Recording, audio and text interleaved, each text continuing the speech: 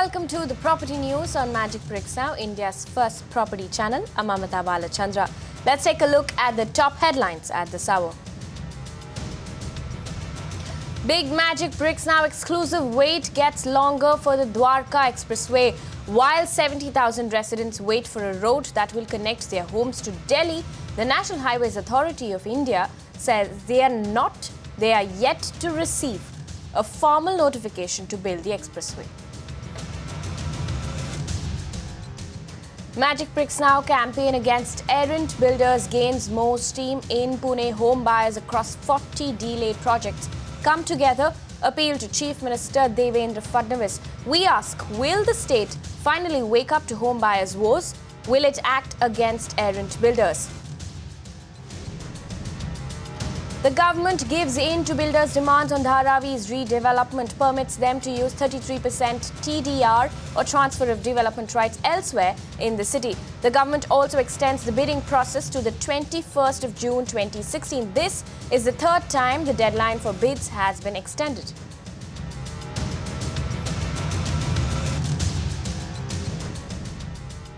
Straight up to a Magic Bricks Now exclusive, regular viewers of this channel would know of our long-running campaign against project delays. We're happy to report this campaign is gaining momentum. Now, home buyers across 40 delayed projects in Pune have got together and shot off a letter to Chief Minister Devendra Fadnavis. Magic Bricks Now's Ruchi Deshpande got exclusive access to this letter, and she joins me with more details. Ruchi, you've been tracking this market. Buyers are finally standing up. What does this letter in particular say? Buyers in Pune have come together and sent a letter to the Chief Minister of Maharashtra where they have highlighted about 40 housing projects in Pune that are in various stages of delay. Now, there are a few problems ranging from the possession that has not been given by the developer despite it being 2 or 3 years, to the amenities that were promised by the developer but not granted, to the money that the developer is collecting but the project is still not complete up to 100%. Amongst other allegations, there are also the home buyers say that the developers expect an FSI hike going forward, hence they are not completing these projects. Plus, the developers still continue to collect about one-time maintenance from the consumers, and they have no OCs despite full payments being to the builders, which means that the developers are not providing them with an occupancy certificate, which means the home buyers cannot move into their houses.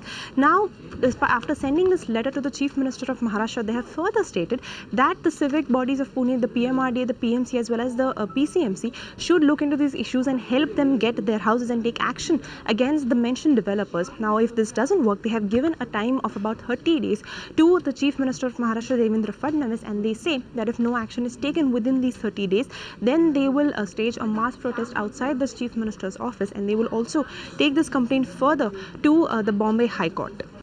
Okay, Ruchi, stay with us. Now, you also mentioned that buyers in 40 delayed projects have come together. Tell us what those projects are.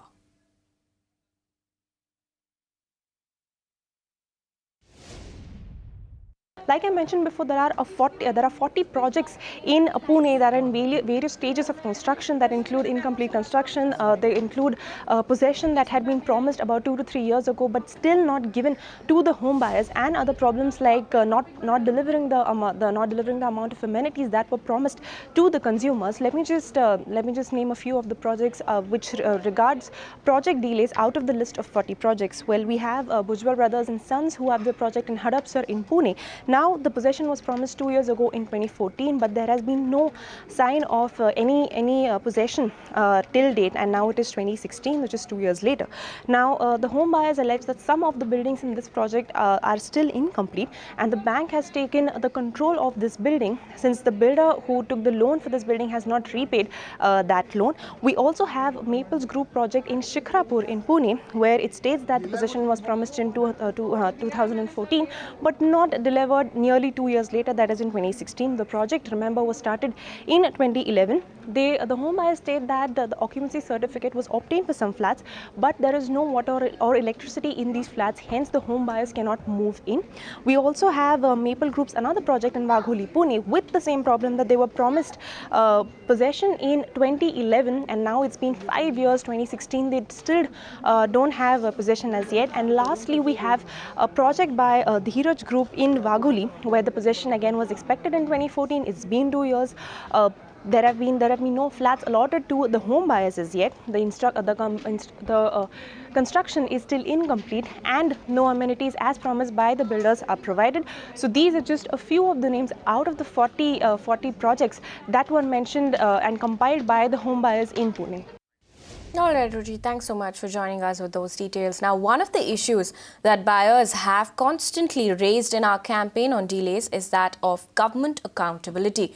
Home buyers are now questioning if it is right for the government to grant errant builders the clearance to build new projects when they are behind schedule on older projects.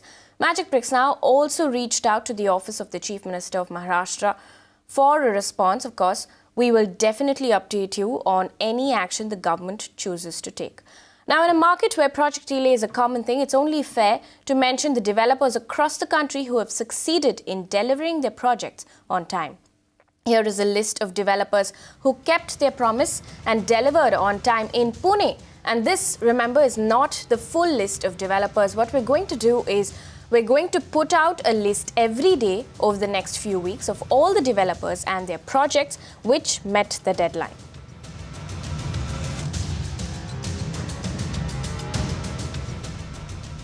Moving on to another Magic Bricks Now exclusive, the 8-year-long wait for the Dwarka Expressway is set to get longer. More than a month after Transport Minister Nitin Gadkari accorded National Highway status to this key road that will connect Gurgaon to Delhi, the government is yet to issue a notification in this regard. Meanwhile, 70,000 home buyers are stuck waiting for a road to their homes.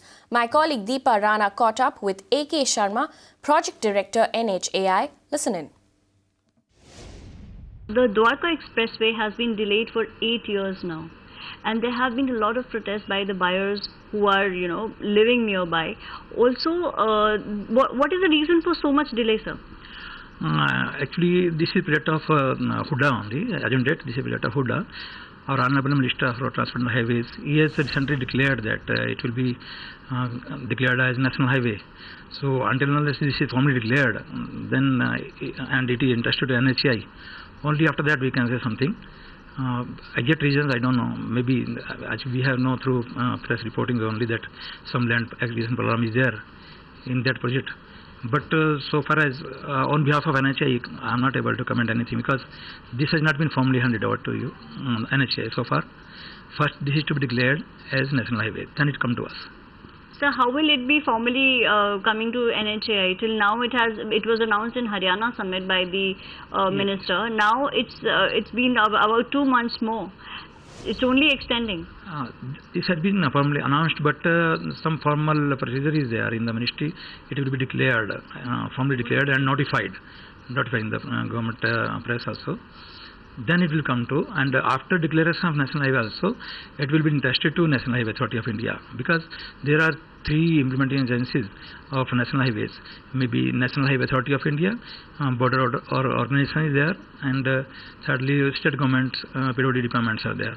So it is up to ministry to whom it is entrusted, and we have come to know that it will be entrusted to National Highway Authority of India, and if it comes, then maybe coming within our jurisdiction.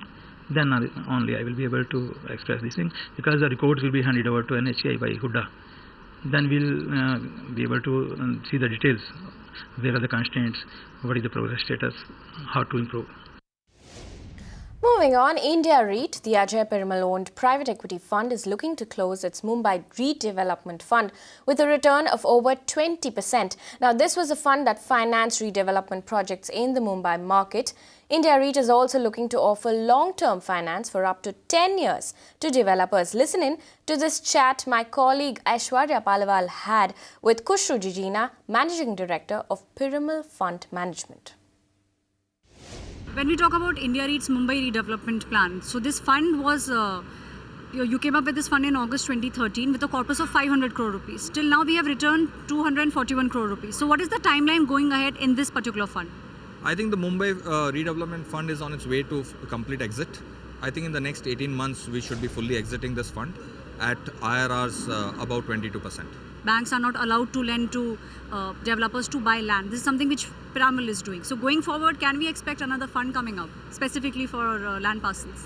So yes, I think we have exhausted all our existing domestic funds. We will be rather doing a commingled fund. We would rather do a partnership with another patient capital provider so that we are able to give long-term funds, basically anywhere between 8 to 10 years to developers, because that's the need of the hour.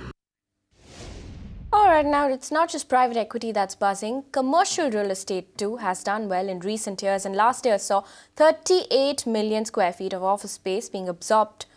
Now, my colleague Aishwarya Palawal also caught up with Anshuman Magazine Chairman and Managing Director of CBRE South Asia and asked him about the way commercial real estate will shape up in the Indian real estate market. Take a look at it.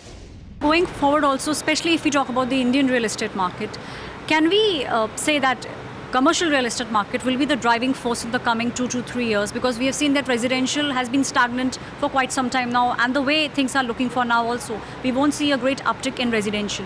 So will commercial actually drive Indian real estate market forward? See, what we expect is, yes, the commercial real estate market will continue to do well. If you look at last year, was the best year ever, where almost 38 million square feet of office space was taken up. This year, it's early days, but we do expect that much, if even better, space take up. But it's very difficult to forecast demand. At least for this year, we do expect, it's very difficult to say what's happened next 2-3 years, but certainly commercial has done much better than residential, and we hope that this will continue, even the office market will continue to do well. Which are the cities which will see the maximum absorption come up? Even now, the 3 markets which are top for office real estate is Delhi, Mumbai, Bangalore. These 3 cities are where most of the office supply comes in. Bangalore is the highest, has the highest supply of office. Of course, NCR. When I say Delhi, is NCR and Mumbai. But there are, of course, cities like Pune, where we are seeing a lot of companies going. There's Chennai, there's Hyderabad, and so these will still continue to be the main. Of course, there will be new places coming up, but these will be the cities which will still continue to bring in the maximum office space, and most of the corporates will be in these areas primarily.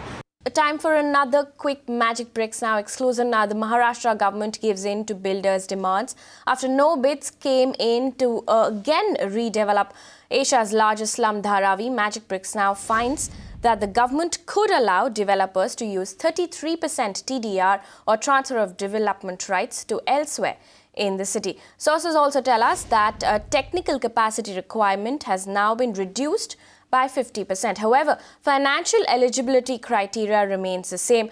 Some of the other changes include members can now hold only 10% of the special purpose vehicle, unlike the earlier 26%. However, lead members still can hold 26%. Additionally, project execution now completely depends on the SPV. We also hear that payment terms have now been eased as well. Sources tell us that we're yet to get our hands on the documents mandated by the Chief Minister to read the fine print, of course. But the big takeaway is that 33% TDR has now been given to developers. Also earlier, Magic Bricks Now had reported that 4 major developers were the most interested in this project: Omkar, Oberoi Realty, Neptune and Kalpataru. Now, these incentives will only open up more doors for developers to come in. Of course, the deadline for the bidding process has now been extended till the 21st of June 2016, and we'll continue to bring you regular updates on that. Moving on, tepid response coming in for the Hyderabad land auction conducted by the Telangana State Industrial Infrastructure Corporation. The highest bid, interestingly, came in at 29 crore for a 1.55 acre land parcel in Kana Met. Suesha Sawant tracks this market and she gets us details.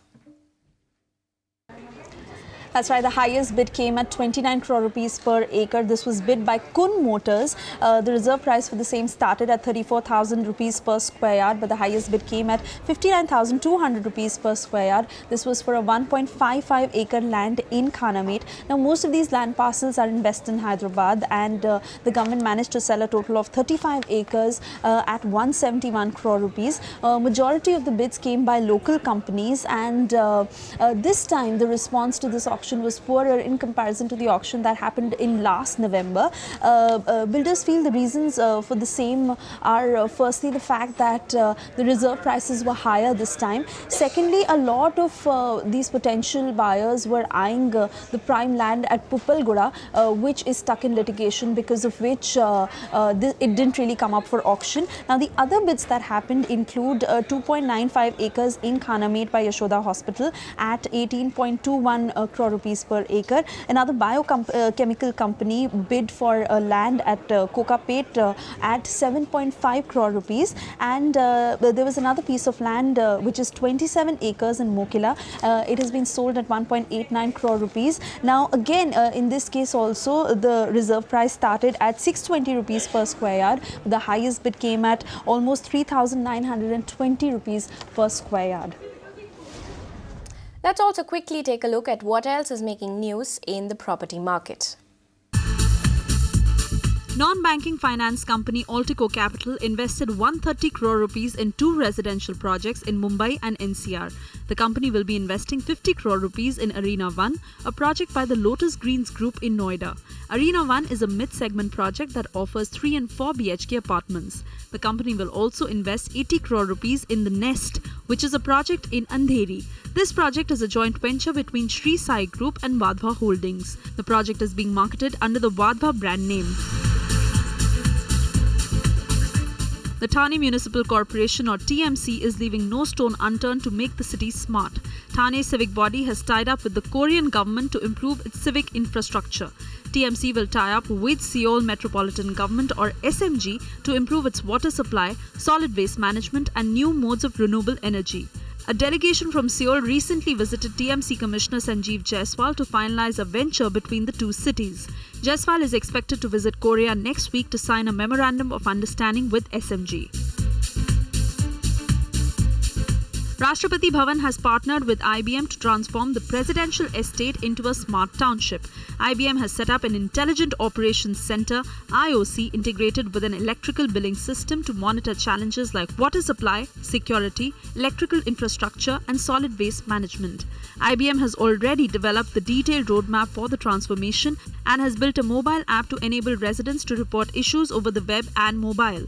Through its IOC system, the company aims to optimize energy management and provide accurate information about waste and water management. Additionally, the IOC system comes with e-visitor technology to facilitate the analysis of all visitors and offer statistics of the same. Good news coming in for home buyers. Now is the best time to buy property, says Shobha Vice Chairman and MD JC Sharma. Now, the company reported dismal earnings for the financial year ending 2016, with both top line and down line down by 23.5% and 35.6% respectively. However, it did see sales spike between January and March 2016. Rahul Dayama caught up with JC Sharma, of course. Let's listen into that conversation. The quarter has been a mixed quarter. If you look at from sales perspective, last quarter was the best quarter. If you look at from the realization perspective also, we have done little bit better per square feet. If you look at from the revenue recognition point of view also, last quarter has been a relatively better quarter than the preceding 2-3 quarters. So that way we are okay. But at the same time, when we look around, we don't find that there is a clear pattern emerging where real estate market has come out of woods and people have started coming out from their homes and have started buying homes the way they should be buying in this environment. The real estate sector, in terms of, are you seeing some sort of a green shoot in the backdrop of the real estate regulatory bill also in place? When would you really, are there positive signs? If not, when do you expect some sort of a revival in the sector? See, we have been hoping and we have been communicating in all forage that we believe that customers need protection, and the Real Estate Regulatory Act, whether we agree with certain conditions or not, it is in the right step, because developers cannot make customers suffer when they borrow money. At the same time, right, the implementation we have to see. There are certain clauses which appear to be one-sided, say for example compensation clauses, or there are certain clarities we need to have. So far no insurance title is there, and the approval related challenges still remain. In terms of launches that you have lined up, would your focus in the coming few quarters would be on clearing existing inventory, or do you have an aggressive set of launches lined up? See, there is no firm policy for this. It is all on case-to-case basis. On 17th of June in Gurgaon, there will be a formal launch, right, which is very precious for us. We also have to plan a big launch next quarter in Cochin as well. Moving on to a quick design-it-yourself trick. Now, Akash Berry tells you how to make a lamp out of old books in your house.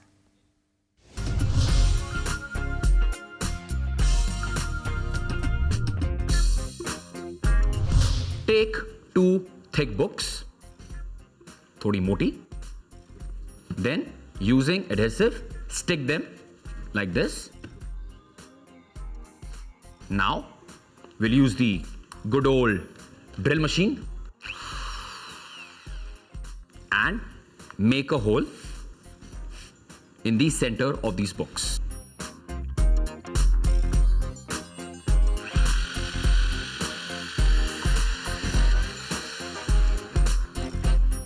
Once you have made the hole, take an electric wire, make it go through this hole, and the other end, take a bulb holder and get it fixed. Now, to fix this bulb holder, we'll use these small screws and a screwdriver.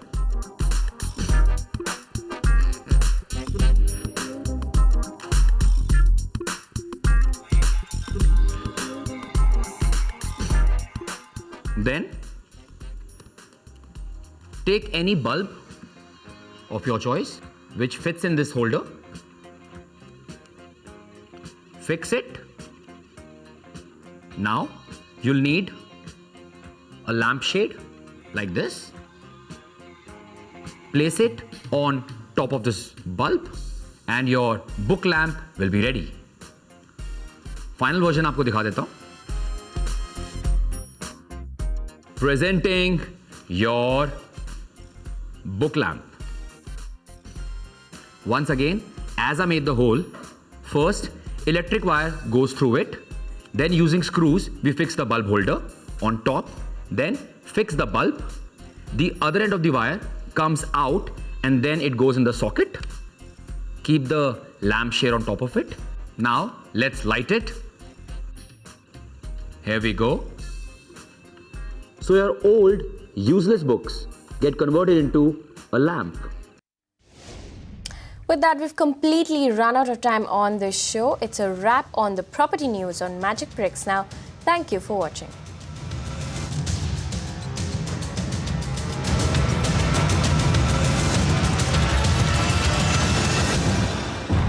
Urban Debate is coming to Thane on 4th June. Catch Faye D'Souza and Sanjeev Jaiswal face-to-face with citizens. Ask your questions directly to those designing your city at the Bike Suraj Plaza, Thane. To participate, SMS TUD space Thane to 922-390-3333 or email us at theurbandebate@timesgroup.com. Only on Magic Bricks Now.